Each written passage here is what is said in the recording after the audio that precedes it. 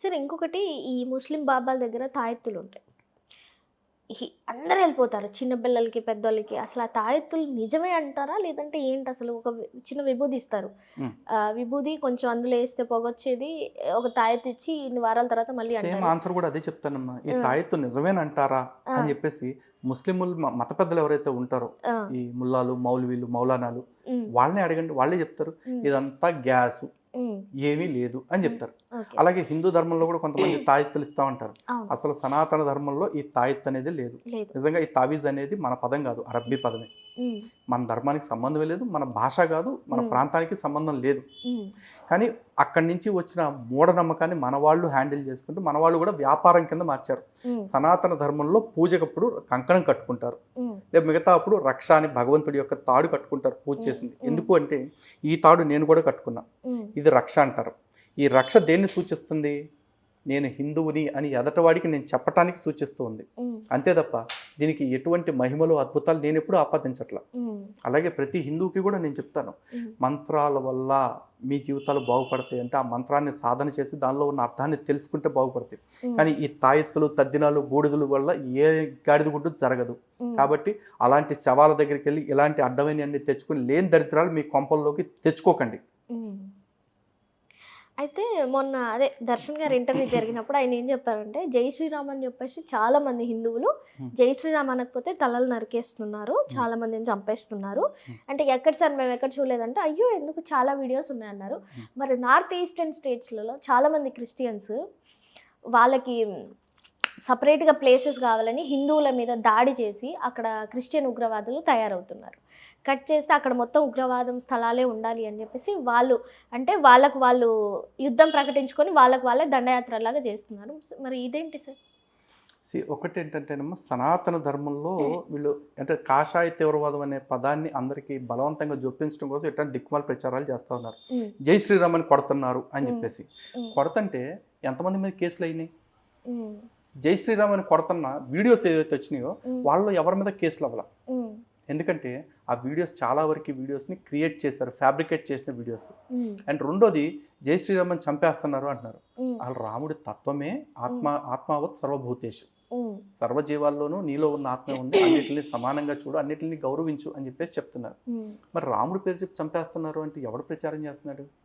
జై శ్రీరామ్ అనేది ఒక యుద్ధ నినాదం అంటూ ప్రచారం చేస్తున్నారు. కాదమ్మా ఒక స్ఫూర్తి నినాదం జై శ్రీరామ్ అనేది. హ్మ్. ఆ జై శ్రీరామ్ నినాదం పట్టుకోవటం వల్లే అయోధ్యలో ఈరోజు రామ మందిరం పూర్తయింది. ఆ జై శ్రీరామ్ నినాదం ఇప్పటికైనా హిందువులు విడిచిపెట్టకపోతే వీళ్ళు భారతదేశంలో ఉన్న మసీదులన్నిటిని కూడా హ్మ్. ఎక్కడ తొలగించి గుళ్ళు కట్టేసుకుంటారో అన్న భయంతోటి వాళ్ళు ఇట్లాంటి ప్రచారాన్ని చేస్తున్నారు. హ్మ్. అంటే జై శ్రీరామ్ అన్న నినాదమే ఒక తప్పు నినాదం కింద చూపించాలని ప్రయత్నం చేస్తున్నారు. హ్మ్. ఈరోజు ఒక చిన్న మాట, ఒక 2 మాటలు మాట్లాడుకుందాము. హ్మ్. నారాయ తక్బీర్, అల్లాహు అక్బర్ అంటూ ఈ దేశంలో బాంబులు పేలుస్తూ, తుపాకులతో కాలుస్తూ ప్రాణాలు తీస్తూ ఉంటే హ్మ్. ఎవడు నోరు మాట్లాడట్లేదేంటి? అల్లాహు అక్బర్ అనే పదం తీవ్రవాద వాక్యం అని చెప్పేసి ఎవడు అనట్లేదు ఎందుకని? హ్మ్. హ్మ్? నాగాలాండ్ ఫర్ క్రైస్ట్ అని చెప్పేసి ఈస్టర్న్ స్టేట్స్‌లో కొన్ని తీవ్రవాద సంస్థలు పనిచేస్తున్నాయి. ఉల్ఫా అని, ఉల్నా అని, పిఎల్ఏ అని చెప్పేసి హ్మ్. ఇట్లాంటివన్నీ కూడా. మరి వీళ్ళందరూ ఏం చేస్తున్నారు? దేశ సేవ చేస్తున్నారా? హ్మ్. వీళ్ళందరూ మనుషుల్ని చంపట్లేదా? ఆర్మీని చంపట్లేదా? ఆళ్ళంతా క్రీస్తు పేరు మీద చంపట్లేదా? అసలు ఇంతెందుకమ్మా? అసలు క్రిస్టియానిటీ పెరిగింది ఎట్లా? హ్మ్.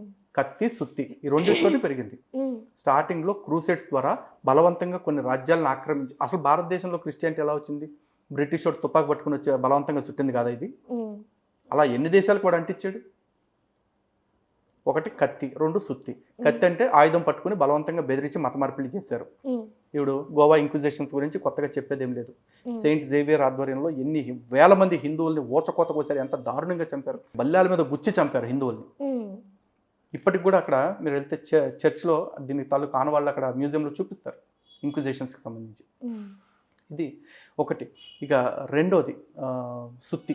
హ్మ్. మాట మాట్లాడితే సువార్త. యేసు పుట్టాడు, యేసు నీ కోసం చచ్చిపోయాడు. బొచ్చుగా నా కోసం ఎవరు చచ్చిపోమన్నా? నేను చచ్చిపోమన్నానా? నా కోసం నేను చచ్చిపోమన్నానా? నా కోసం నిజంగా చచ్చిపోయిన భగత్ సింగ్, సుభాష్ చంద్రబోసు, హ్మ్. వీరపాండ్య కట్టబ్రహ్మణ, అల్లూరి సీతారామరాజు ఈళ్ళే ఏ రోజు కూడా "అరే మీకోసమే చచ్చిపోతున్నారు. రేపటి నుంచి నా ఫోటోలు పెట్టుకోకపోతే మీ తాట తీస్తా" అని చెప్పి అనలేదాళ్ళు. ఆళ్ళ వారసులు అనట్లేదు. అవును సార్. ఎవడో ఇజ్రాయెల్‌లో చస్తే ఆ ఫోటో నేనెందుకు పెట్టుకోవాలి? నేనెందుకు నమ్మాలి? హ్మ్. అయినా నన్ను ప్రేమిస్తే తప్ప, నన్ను పూజిస్తే తప్ప నీకు పరలోకం ఇవ్వను అనేవాడిని. నేను దేవుడని నేను అనను. హ్మ్.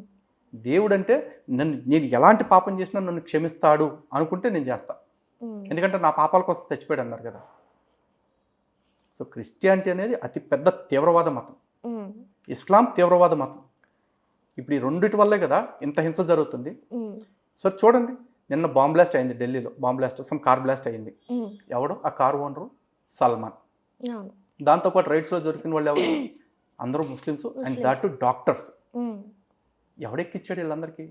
ఈ మొత్తం పాత్రలో, ఈ మొత్తం ఘటనలో హిందువులు కొంతమంది పేర్లు కూడా వినపడుతూ ఉంటాయి మనకి.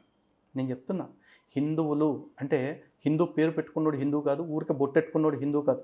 నేను నా ధర్మానికి కట్టు బానిసను, నా ధర్మాన్ని కాపాడటం కోసం, నా ధర్మాన్ని నిలబెట్టడం కోసం నా ఓపిక ఉన్నంత వరకు కాదు, నా ఊపిరి ఉన్నంత వరకు నేను నిలబడతాను అని కమిట్మెంట్ ఉన్నవాడు వాడు సిస్లైన హిందువు. అలాంటి వాడు ఎవడు ద్రోహం చేయడు దేశానికి. ఎందుకంటే ఈ దేశంలో పోతున్నది క్రిస్టియన్ ప్రాణమైనా, ముస్లిం ప్రాణమైనా, హిందూ ప్రాణమైనా ఈ దేశస్థుడి ప్రాణమే. వీళ్ళందరినీ కూడా ఏదో ఒక రోజున మార్చుకుని తిరిగి నా ధర్మంలోకి తెచ్చుకోవాలనుకోవాలి, కానీ హిందూ అనేవాడు వాడిని చంపాలి అని ఎవడు అనుకోడు అకారణంగా. అలా అని మా మీదకి వచ్చి మా ప్రాణాలు తీస్తూ ఉంటుంటే చూస్తూ కూర్చున్నంత అమాయకులు, చేతగాని వాళ్ళు కూడా హిందువులు కాదు.